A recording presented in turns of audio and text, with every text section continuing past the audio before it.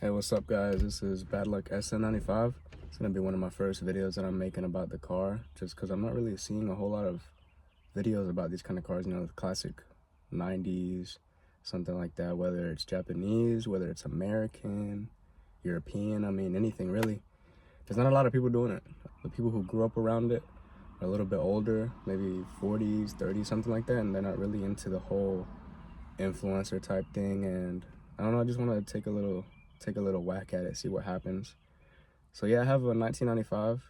It's a bit of a shit box, but it's my shit box, you know. It's not the best condition, but the interior is really nice. The outside could be a little bit better. But I'm gonna bring y'all back. It's gonna be kind of the story of why I bought it, how much I bought it for, what I've done to it, you know, the plans that I have for it in general. So taking y'all back to last year, November, probably, something like that. I was in a pretty bad crash. It was a Sunday night because I was dropping my girlfriend off at her house before she ended up staying with me. She's with me now, and it was probably 10 or 11 o'clock at night, so I wasn't expecting a lot of traffic, you know. It was a little 1991 Honda Civic. I'll put some pictures in here if I can, or some videos of it. Maybe, I think I have a couple of videos of the crash itself when it happened at night. So I was going from town back to my house because she lived kind of in the opposite direction of my town that I live in right now. And I was going back to the house. There is a intersection where it's an interstate exit. So there's a bridge that crosses over the interstate, and then the interstate exit comes off and it loops kind of hard. So it's kind of a U-turn to get onto the road that I was on. And there was this lady that was driving, and there was another lady in the passenger seat and 3 kids in the back, I'm assuming. And she hit that shit. She hit it too hard. She blew through the stop sign, and I didn't see it just because it's a blind U-turn kind of. And at the point that I saw it, it was a little bit too late. And my brakes weren't necessarily the best, but it's a 91 Honda Civic, so you know that it's not going to stop on a dime exactly. It was a manual transmission. It was a 5-speed, and I did everything I could really to stop or avoid the collision, but I slammed on the brakes and they went past me a little bit. I hit the back side, the back quarter panel, and I spun out. I mean, like when I say I spun out, it was crazy. I whipped my head back, and I remember whipping it back and then going forward like that. Luckily, I had my seatbelt on, so I didn't hit anything, but my jaw opened just a little bit, just enough to where my teeth would be able to cling together. And those 3 teeth are a little bit chipped on the end. Like whenever I'm rubbing my tongue against it or something, I can feel that it's chipped. And I remember I crashed. I got ready for the crash. I was gripping the steering wheel hard as hell. I pushed my clutch in, my brake. I took it out of gear if I could. And I remember the impact. I remember my head whipping back and whipping forward, and my whole body going like that because the seatbelt caught me. So I just went boom. And I remember I opened my eyes and I was like, what the fuck just happened? Like, did she really just do that? And at that time, I didn't know who it was, right? But I'm saying she because looking back on it, my glasses had flown forward off of my face, and they went onto the dashboard. And my dashboard on the 91 Civics have almost like it's like a little spot where you can put your things at. So it's a little area that you can set your, not necessarily a drink, but your pens or your change or stuff like that, because it was a cooler design. It was pretty cool. I liked it. And I remember my glasses flew up there, and I reached for my glasses really quick because after the crash, I was still stuck in the middle of the intersection, and they kind of started pulling off. So I was like, oh shit, they're gonna run. They're gonna do something. They're not gonna stop. I grabbed my glasses really quick. I put them on, and I remember trying to get out of my driver's side door, and I was pulling on the handle and I was trying to push it out, but I guess the frame or the fender kind of bent and it pinched the door closed, so it stayed closed. And I remember I had to jump over to the other side and I had to run out really quick. And after I ran out, sorry, I'm kind of sick. After I ran out, I took my phone out. Like, I had my phone out really quick. I took a video. I had them video up. At the moment of impact, I heard them kind of go forward, throw a bottle out, and I heard the glass shatter. So I knew that they were drinking. So I was like, holy shit, they were drinking and they were doing a bunch of shit. I ran out and I was taking a video of it. I took a video of the glass on the floor just so that the cop and everybody else would know that they were, you know, drinking or something. and I ran out to the back and I took a video of that as well, of their license plate, just in case they ran. So that's pretty much what caused me to buy the Sn95. It was a crazy time. I mean, it was just wild. If you've ever been in a crash, you'll know what it is. You have to go through the insurance and all that stuff. And I got paid out 3,200, something like that, 3,100, something like that. It was a lot more than I paid for the car. I paid like 2,000 for the car, honestly. So I got a little bit of change back. I had only bought in coilovers for it. I bought some old BMW wheels that were, you know, pretty cool. I'll show a picture. I had it stand style. You know, I had vision for it. I had a big vision for it. I had it tinted out. I had a kind of like a racing wing in the back too. It was nice, man. I loved it. It had a lot of problems, electrical problems more than anything. I remember I MPFI swapped it, so I changed the amount of injectors out. It was a dual port injector. I made it into a 4. I bought the ECU. I tucked the harness a little bit in the engine bay. I mean, shit, dude, it didn't look the best, but it was mine, you know what I'm saying? And yeah, after I crashed, I was looking for a car for a little bit, and I was kind of dead set on buying another project car so that I had something to invest my time into, because that's kind of one of my biggest hobbies is cars. I like working in cars. I like disassembling things. I like putting them back together, you know, buying things for the cars and all that stuff. And I came across a couple of different listings. I was looking for a GT, honestly, the same year, just a GT. And I couldn't really find any. I found some, and I texted the people. They weren't really texting back. So I was like, okay, whatever, you know, maybe it's not meant to be. And I found the listing for this car. If I can find some pictures of the listing, I'll list it up. And it was a 1995 Sn95. It was all black, but it was painted, and it was chipping. So, you know, the outside doesn't look the best. But the interior is what really caught me. The interior looked pretty much mint. All it had was a crack on the dashboard, and the seats were ripped. Right now I have seat covers, you know, you can see there, this one and this one. I have seat covers for it now, so it looks a lot better with all black seats. But when I first got it, I mean, that's really what captivated me, was the fact that it was so clean on the interior. And the motor ran pretty good, they were supposed to say. It's a manual. I've always loved manual cars. I've only had manual cars up until this point. Since I was, I think, 17, my dad bought me my first truck. It was a 1992 D21. It was a Nissan hardbody, and I loved it, you know. And from there, it was just a Honda Civic, a 97, and then the 91 that I bought. And then after that, I got this one.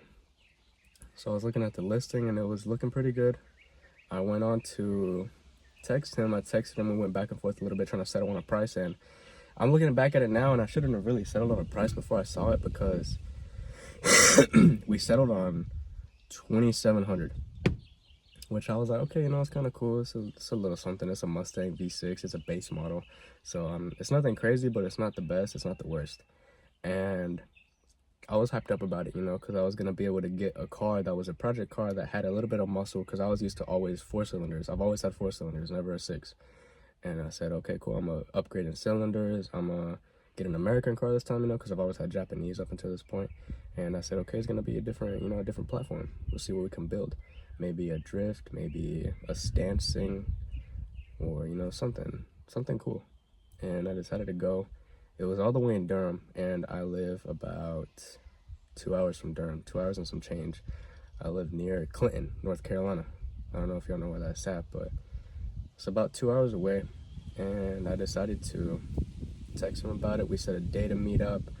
I took one of the trucks that we had, which I bought for my mom, just so that we could have something else. We drove all the way up there, and I was intending on driving it back, because he said he was running. He's been running it for about 8 months.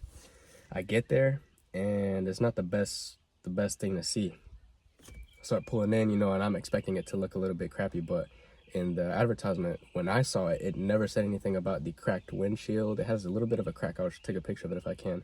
It has a little bit of a crack on the windshield in the corner, and that rear quarter panel over here where the gas tank is at, or the gas cap, it has a dent in it, a pretty big dent, and it kind of takes away from it, from that corner. I didn't know any of that.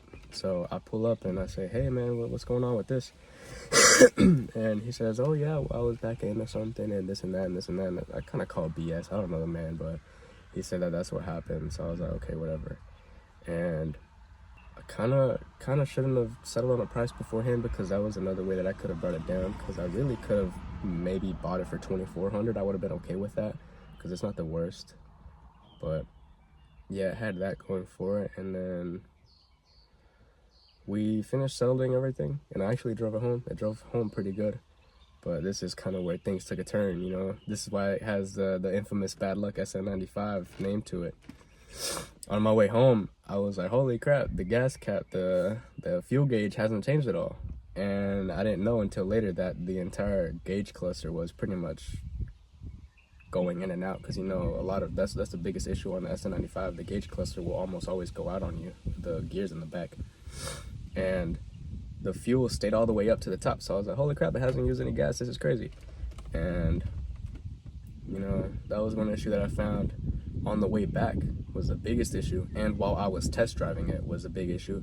The clutch wouldn't necessarily go all the way down. It was kind of rough. It was like it was getting stuck. And at that point, I didn't really know much about it. I didn't know why I would do that, you know. That was another issue that I should have checked into, but I didn't. I was kind of naive. I was a very naive buyer. And now I've learned a little bit, you know. You gotta lose some to win some, and you gain knowledge messing up. So I'm okay with the fact that it happened. I just don't want it to happen again, you know. But I was test driving it, the clutch would kind of stay stuck. And I told him, I was like, hey man, what's up with the clutch? And he's like, oh no, that's a new clutch, you know, it should be good. The pressure plate and all that shit, I guess he got a kit for it, and he replaced it. And that was one of the issues that I saw that I should have known, was something was going on with it. And I looked inside of the hood.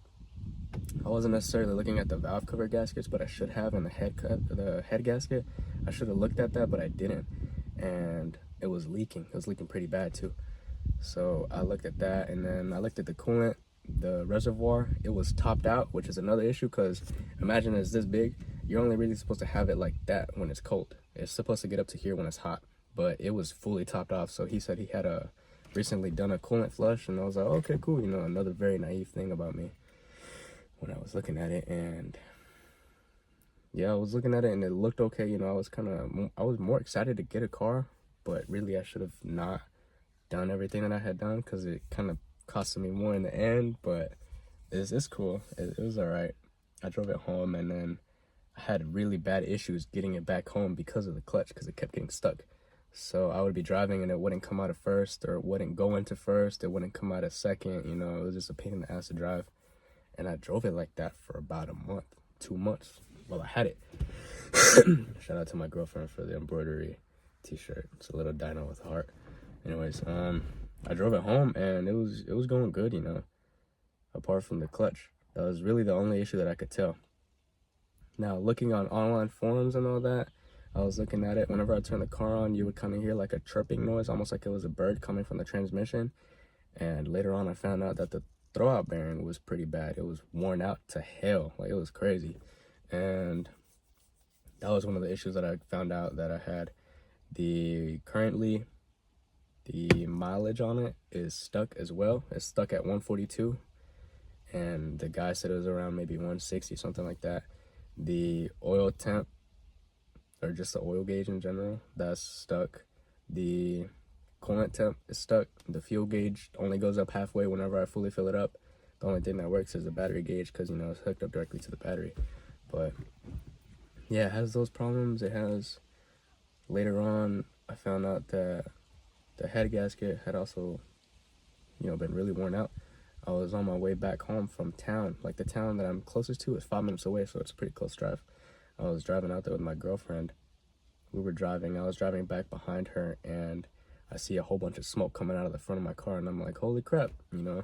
I used to run through a decent amount of coolant too. I don't know why. It would just kind of suck it up, and I'd have to top it off every now and then.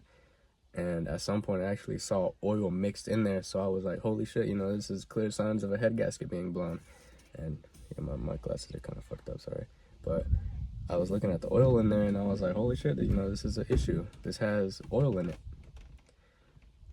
It blew eventually, and it messed up a whole bunch of shit. You know, I was worried as hell, because this is the only car I had at that time. You know, I wasn't making a whole bunch of money. I didn't have a whole bunch of extra money. You know, I make decent money, but I didn't have extra money, because we had so much stuff piling up in our lives at that point. And I had to change it out. You know, this is the only thing I could do. I can't really afford to pay somebody to do it either, because in parts was just a couple of $100. Sorry.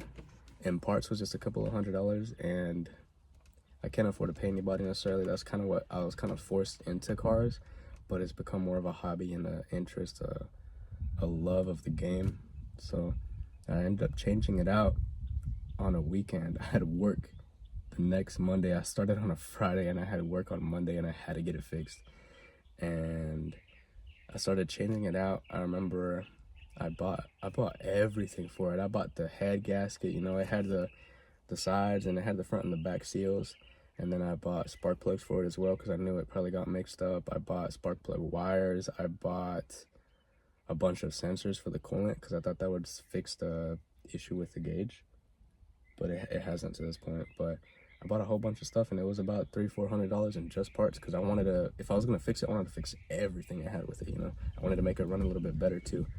And I changed it out. I stayed up until 2 in the morning on Saturday with my mom. She was just kind of showing the light, and I think I have some pictures, but I don't think I'll be able to get it. But I have a picture of the whole top manifold off of the car, the upper and the lower manifold, and it's just oil everywhere. It was crazy. Oil, it was like a sludge, you know, the smoothie. Changed it out, and I couldn't figure out how to align all of the bolts for the intake manifold, because it has 4 on top and then 2 more on the sides, and I couldn't figure out how to line up one of them, and I was struggling with it pretty bad, and it was already 2 something in the morning, and I wanted to go to sleep. I didn't realize how much time had actually gone by. The next morning I woke up and I ended up finishing it, and I was pretty happy about it, you know. It kind of started raining a little bit, so I was like, okay, cool, I'll just kind of move it to the back or whatever. So I turned it on, and I hear this ticking noise, and it's just like something big went down, like a rod knock or some shit, and I was going crazy about it. I was so worried. I said, oh my God, I ruined the engine. I didn't stop the engine fast enough, you know, because it overheated.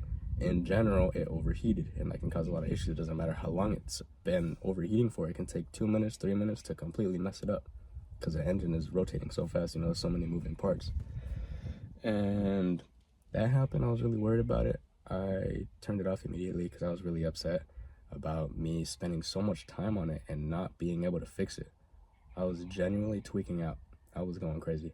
Like, after that, I was looking for a car, but I needed a co-signer because I'm still 20, so I need a co-signer. I don't have a whole lot of credit built up, and nothing was working out, man. Nothing was working out. It was crazy. I was going insane, honestly. So I stopped looking for cars. I took a day off of work. I took a vacation day because I was so stressed out. And I get back home the last day that I had off, which was a Monday. So I got home Monday midday, something like that. And I was so depressed. I was like, fuck, man, I don't have a way to get to work. This is going to be, you know, a big issue. I'm going to have to worry about so much stuff right now. And I say, okay, whatever. I'm going to just try and sell the car, you know, because I'm going to just list it up, head gasket blown, bad motor, you know, all of that stuff. And I had recently went to the junkyard for a exhaust. So I got an exhaust off of a New Edge that had a muffler delete, and I put it on, so it kind of sits really tight. It's not the best fit, but I made it fit, but it doesn't really fit. I shouldn't have put it on there, but I just really wanted something kind of sound decently nice, so I could hear the V6 in it, because I kind of use the engine noise more than I do the RPM gauge, because I've always done that. You know, all of my other cars hadn't really had one. That'll play a big part in what caused that noise, because I was like, okay, cool, I'm gonna turn the car on, I'm gonna move it. And I turn the car on, and it runs perfect. You know, it starts up hella good. And I'm like, what the heck, what was that noise in? And it turns out that the whole exhaust system, because it was so tight, it was brushing up against the lower control arm, because the exhaust runs over the lower control arms and it runs past it, so it was brushing up just like that. And every time that the car would run, the motor kind of shakes, brushing up, and it was so that was the noise. And I was like, holy crap, like, I fixed it. Like, that's what it was. I actually fixed the car, and I was so happy, because that was like the biggest job I had ever done to this point. Was that whole entire head gasket was changed out by me. You know, my mom helped me with the light, and she was more support, but it was essentially just me. I was the one that was taking everything apart. I was the one that was putting everything back together. You know, this was my car on the line, and I fixed it, and I was like, boom, let's go. I was so happy. I was crazy. And I was telling my girlfriend, I was like, yo, I just fixed my car, I changed my head gasket out, you know how much money this shit costs? Like, they charge you thousands for this, and I did it for $400 in a bit of time, man. Yeah, and I was going crazy. I was happy about it. I was happy for myself, because it was a big job. And yeah, like, it was a lot of stuff back to back. It was that, I had a pulley pop on me too, the idle positioner pulley or some shit like that. I had that pop on me, so my whole belt just went, it flew off. And yeah, it's just been a lot of little stuff, it's been a lot of stuff that I've had issues with. I also need to change the steering rack because it's leaking out of the left inner tie rod, so I gotta change that out. And I learned that because I was trying to fit some 20-inch star rims into it, and it was so loose, the steering itself, it was so loose that I'm guessing the 20-inch rims, because they're 9.5 wide, they would shake a lot, and my whole steering wheel would go whoo, whoo, whoo, whoo, whoo. So it would pull me all over the road. And at first I thought it was just the wheels needing to be balanced, because it had bad wheels on it, but it hadn't been balanced. It had no balance weights. And I spent probably a whole month of time, every weekend, like, okay, let me go balance this one. Oh, okay, let me go balance this one. You know what, let me buy 2 new wheels. So I bought 2 new wheels for $150, and I put them on. Okay, that didn't work. Well, I don't know what it is. And it was stressing me out too, because I wanted to get some nice rims on it. But it turns out that the power steering rack is leaking, and the inner and outer tie rods are loose. And on top of that, pretty much every other piece of suspension is worn out because of the simple fact that it's so old that everything is still OEM. It's stock, so it's from factory. Nothing has been changed since. And also, when you get into the car, it smells like straight gas. I'm guessing it's because of the tube, the filler neck is a little bit cracked, so the vapors are kind of leaking out through there. But yeah, that's the story behind the Sn95. Why I call it the Badluck Sn95, and it's just issues upon issues, and it's probably gonna stay like that until it turns out better. And I've been really debating on whether or not I should build a car. In general, I've been kind of stuck about it, wanting to build it or not wanting to build it, but I'm deciding to go through with it, buying parts for the car, buying, rims or suspension pieces, buying some coilovers for it, make it look nice, because I want to go through with it. And this is also another way for me to start, just by taking a video, documenting it. If anybody wants to go alongside me and see everything that's going on with it, check in with the channel. I'm going to be trying to post maybe once a month, because this is something that I do, this is a part of my life. This is a genuine hobby. It's a genuine love. It's just working on cars. And more than likely, I'm going to be buying stuff for this car and for the other cars that I have in my house, because I have a S15. It looks exactly like a S10. The only difference is the motor, and then it doesn't have the facelift. But yeah, I'm going to just be building projects, I'm going to try doing something with it. I want to eventually make it look like a stance car. I want to buy a wing for it. I want to buy a front lip. I want to buy some side skirts, some suspension pieces, interior pieces. I want to change the shift knob out, the boot and everything. I already put a short throw shifter in it, but it's a $40-50 piece from eBay, so it's kind of wonky, but I mean, it's whatever. Headlights, I have a vision for it, and a lot of people won't like it because it's a stance car, because a lot of people didn't like my old stance car. It was really loud, it was obnoxious, but this cars aren't for other people except for the driver. If another person likes a car and you want to talk about it, then that's cool. That's kind of what it's for, is to express yourself.